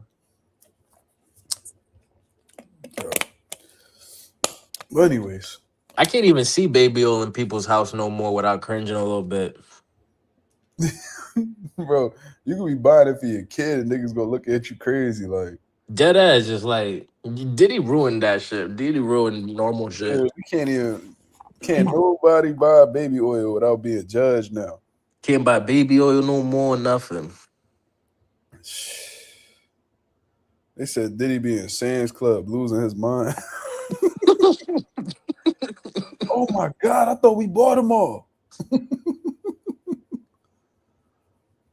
Yo. But anyway, I'm gonna get up out of here, man. You got any last words? Nah, man. Shout out Connor Ben. Oh yeah. Definitely shout out to Connor Aren't Ben. you embarrassed by Who the fuck you think I am? Boy, you better slap your fucking self.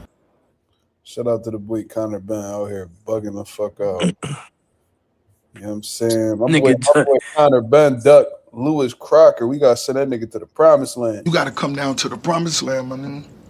235 acres. We farming our own chickens, homie. Thousands of chickens, thousands.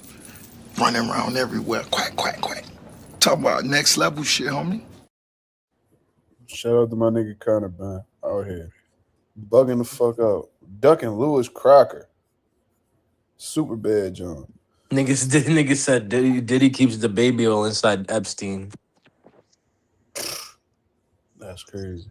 That's how we gonna wrap this up. Y'all niggas tripping. Shout out that nigga Love, man. Johnson & Johnson section be empty as fuck. Damn. All right. All right, yo. I'm gonna get up out of here, yo. I'll be back at y'all with my live fight commentary and my post-fight reaction to Anthony Joshua versus Jake Paul. Until then, I hope you guys have a blessed, beautiful one. Up out of here, man. Peace.